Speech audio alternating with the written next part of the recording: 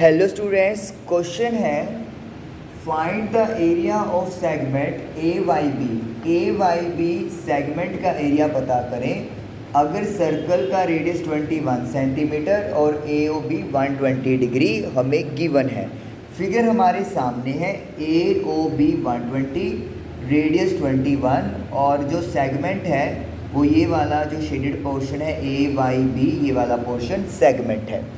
अब area of segment निकालने के लिए सबसे पहले मुझे निकालना है एरिया ऑफ सेक्टर जो कि है ओ ए वाई बी। मतलब कि मुझे पहले इस पूरे पोर्शन का एरिया फाइंड आउट करना है। और एरिया ऑफ सेक्टर का फॉर्मूला क्या होता है? Theta upon 360 multiply by pi R square. Theta होता है जो सेंटर पे एंगल बना है, दैट इज़ 120, नीचे 360, पाई की वैल्यू 22/7 और रेडियस हमें 21 सेंटीमीटर गिवन है। तो ये हम लोग कटिंग करेंगे 3, ये 7, ये 7 से 7, 22 को अगर मैं 21 से मल्टीप्लाई करूं तो मुझे मिलेगा 462 स्क्वायर सेंटीमीटर। तो यानी कि जो सेक्टर का एरिया है वो 462 स्क्वायर सेंटीमीटर हमारा कैलकुलेट होकर आ गया। अब अगर हमें ट्रायंगल का एरिया पता चल जाए और उसे अपन सेक्टर के एरिया में से माइनस कर दें तो फिर सेगमेंट का एरिया हमें मिल जाएगा। तो अब मुझे इस ट्रायंगल का एरिया फाइंड आउट करना है।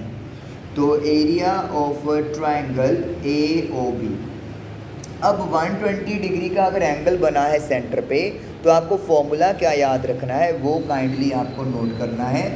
R square sine theta by 2 multiply by cos theta by 2।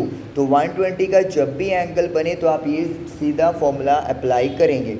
Are का मतलब रेडियस है जो 21 है, तो 21 का square sine theta by 2, theta की वैल्यू 120 है तो 120/2 और यहाँ पर भी कॉस थीटा यानी कि 120/2 हम लोग लिख देंगे। 21 × 21 441 होता है।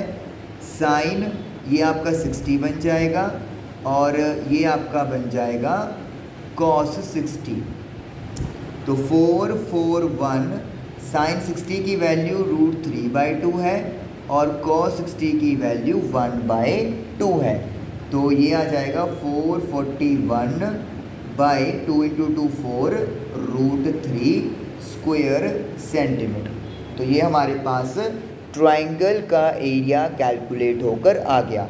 अगर एग्ज़ाम में √3 की वैल्यू गिवन है तो आप वहाँ पे पुट करेंगे, अदरवाइज़ आप यहाँ पर भी छोड़ सकते हैं। अब निकालेंगे area of segment A Y B segment का एरिया। अगर हम लोग सेक्टर के एरिया को A1 मान लें और ट्रायंगल के एरिया को अगर मैं A2 कंसिडर कर लूँ तो मुझे A1 minus A2 find out करना है। तो what is A1? 462 and what is A2?